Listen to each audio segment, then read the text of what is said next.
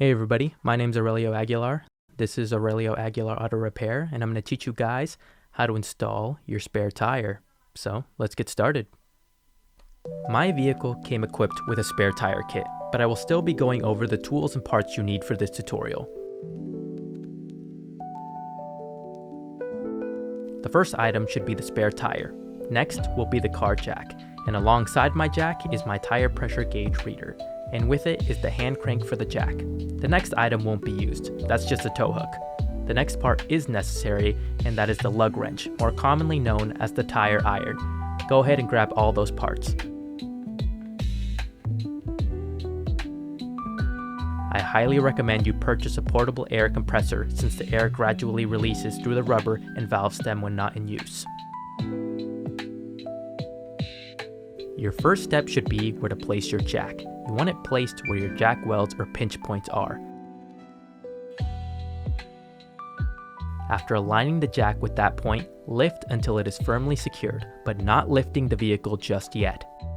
Now to loosen the lug nuts. Do not use your upper body to remove the wheel bolts since that takes excessive force. Instead, securely fasten the tire iron to the wheel stud and stand on the tire iron. Slightly bounce until the bolt is loosened and repeat the process with the other bolts.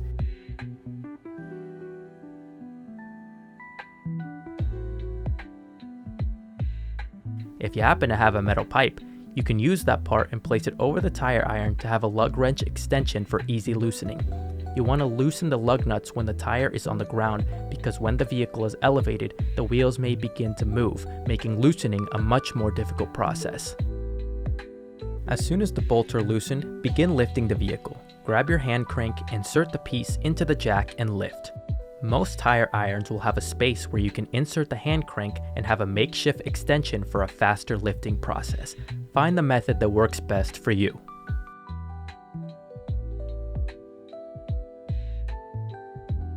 Once lifted, you can now begin removing the lug nuts. I find it best to remove every bolt before the topmost since you risk having the tire fall over you. Once all the bolts have been removed, take out the damaged tire and install the spare. Keep the spare in place with one hand, then grab one or two lug nuts and fasten them manually to keep the wheel in place. Also check to see if the valve stem is visible on the outside of the wheel, since we'll need to add air pressure later on. Do not tighten the lug nuts until the vehicle is back on the ground. It's time to get the hand crank and begin the process of lowering the vehicle back to the ground. These moments are the most time-consuming but a necessary part of the process. Once lowered, we can begin to tightly fasten the lug nuts. You can use the same method for loosening the lug nuts as for tightening them. It's recommended to tighten the lug nuts in a star formation to ensure the wheel is placed evenly against the hub to prevent damage to the wheel, hub, or lug nuts. After you fasten the lug nuts, look for the appropriate amount of tire pressure to insert into the spare tire. You can find this information in two places. On the driver's side door jamb, there will be a sticker displaying how much pressure is needed for each tire. As you can see, my vehicle needs 60 psi. You can also find this information on the side of the spare tire. Remove the cap from the valve stem. My spare tire was not inflated to the appropriate level based on my gauge reader. Get your portable air compressor and inflate the tire to the level it needs to be at. Always double check the tire pressure for your safety. All that's left to do is replace the tire stem cap.